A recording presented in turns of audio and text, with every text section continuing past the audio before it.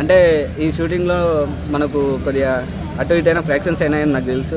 నేను చాలా బాధపడుతున్నా. అలాంటివి జరిగినప్పుడు కూడా మనం ఒక 10 days అయినా లీవ్ తీసుకోవాలా. కానీ నువ్వు అలా కాదు, మా కోసం ఇంత కష్టపడుతున్నావు. నిజంగా ఒకటి లెగ్ ప్రెషర్ అయినా కూడా ఒక 2 daysలోనే చేసుకొని మళ్ళీ షూటింగ్ మొదలుపెట్టాడంట. నాకైతే నిజంగా చాలా గూస్ బంప్స్ వస్తున్నాయన్న. అసలు అంటే నేను అన్నని రియల్గా ఎప్పుడు చూశానంటే ఒకసారి అనుకున్న షో చూశాను, అన్స్టాపుల్ షోలో. నాకు అదే అనిపించింది, అరే ఇంకా నేను చచ్చినా పర్లేదురా అని. కానీ ఇప్పుడు అలాలే, అన్నని ఒక్కసారి కలిసి చావాలని ఉంది. నేను చాలాసార్లు అంటే ఒక షోలో కూడా చెప్పాను అనమాట.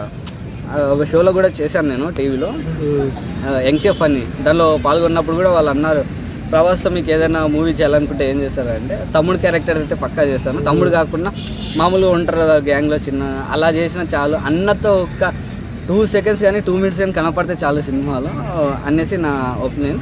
కానీ అన్ననైతే పక్కా కలుస్తాను.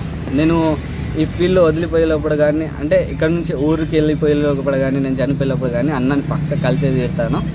ఇంకోటి ఏంటంటే ప్రతి ఒక్క హేటర్స్కి చెప్పాలనుకుంటున్నా, 22వ తేదీ రెడీ ఉండండి. మీ పాయింట్లు కాకుండా డైపర్లు కూడా వేసుకొని రెడీ ఉండండి. సినిమా కోసం వెయిటింగా?